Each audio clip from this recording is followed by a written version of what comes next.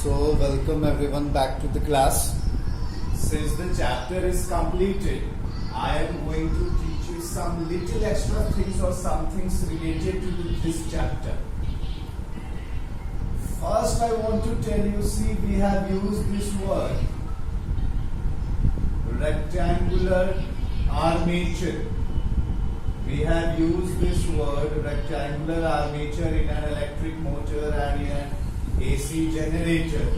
What does this armature mean? I have always told you rectangular conductor, but armature is a different word. Just have a look. What does this armature means? Armature means coil wounded on conductor.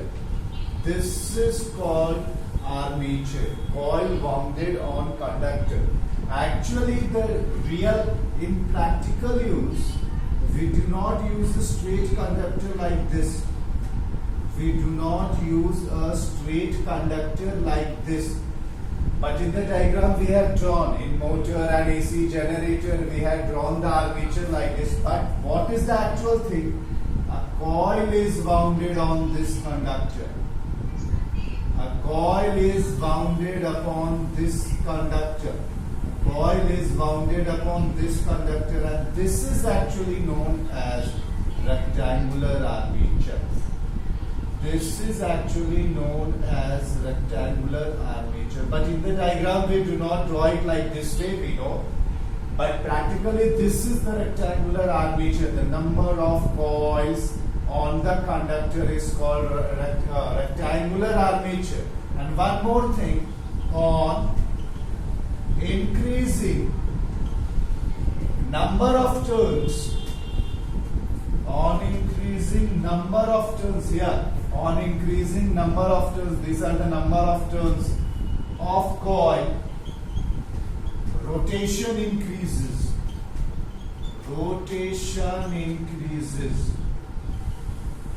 If any of you have went to the electrician who is repairing the fan, to that shop, or have you ever seen the inside of the fan, what you will be see, there are many numbers of coils in the fan. So this is done for the purpose on increasing number of turns of coil, the rotation of the motor or the rotation of the generator increases.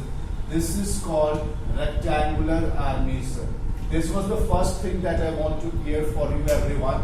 This is called rectangular armature. Okay, now coming, understood now?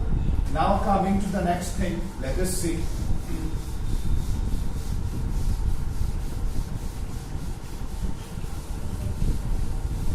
Now coming to the next point that I want to clear. This was the diagram of an AC generator. I am just drawing the diagram of an AC generator. This was the diagram of an AC generator. Just I am drawing it. Wait a minute. This was the diagram of This was the diagram of an AC generator. If you remember well, there were the carbon brushes attached here. There was a load here. Okay.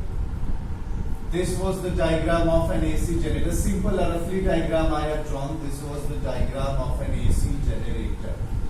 This was the diagram of an AC generator. Which type of current this generator produces? This generator produces alternating current. This generator produces alternating current. Okay, this generator produces alternating current. What we have to do if we want DC current? If we want direct current. If we want direct current. What we will do? If we want direct current, what we will do? Simple, you have to do nothing. You have to replace this slip rings. If you remember, these were the full rings. This was the axle. We have to replace this with the split rings. We have to replace the slip rings with the split rings. We have to replace, this was used in electric motor. If we replace, just I am writing here, if we'll replace slip rings, if we replace slip rings and split rings are used, we will get DC, we will get direct current. How? Because for every rotation the slip rings will also change its position. If you remember, in an electric motor we have studied the brushes remain stationary but the rings changes their position, but the split rings changes their position. So also in AC generator the rings will change the position, hence we will get unidirectional current, that is DC current. This comes in the exam. How can you convert AC generator into DC generator? If we replace slip rings and use the split ring in place of slip rings, we will get direct current. We will get DC. Understood? We will get DC. Okay, now tell me, just tell me, this is the second concept I want to clear. Now tell me, on AC, alternating current comes into our homes. Just I am asking these things. I am writing it here also. Alternating current comes into our homes. Alternating current comes into our homes. But our electrical appliances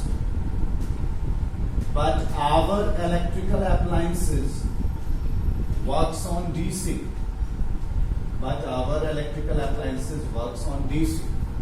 Okay?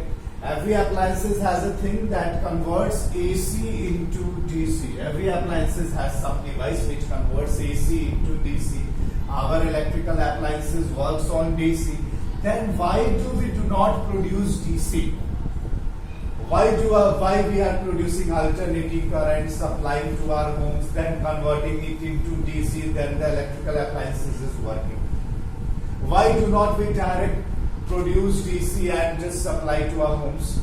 There is a question. We can produce DC from DC generator and can supply to it. There is no need for alternating current. Okay. Number one, the point is, just have a look. AC is cheaper than DC. AC is cheaper than DC. DC, if you remember, I said the source of the DC was a cell or battery. The source of AC is AC generator. If we are using 220 volt, and using, if you remember, 3.6 into 10 to the power 6 joule, if you remember, that was called 1 unit, and we have to pay approximately 8 rupees for 1 unit. We have to pay, if we consume this amount of energy working on this potential difference, then we have to pay only 8 rupees. But if we use DC of 3 volt, it costs us 10 rupees. See the difference? It costs us 10 rupees. If we use the DC of 3 volt, it costs us 10 rupees. If we use 220 volt and consume this much energy, it only costs 8 rupees. So this is the basic rate difference between AC and DC. This is the basic rate difference between AC and DC. Okay? AC, a battery, a cell which we bring into a house. Number 2. AC can be easily transferred. AC can be easily transferred without much loss. AC can be easily transferred without much loss as compared to DC. So we produce alternating current in place of direct current, and that comes into our homes. Then there is a device in the appliances that converts AC into DC. Then the device works. Understood now, everyone? Everybody understood? These are the main concepts of this chapter that I want to clear it. Okay.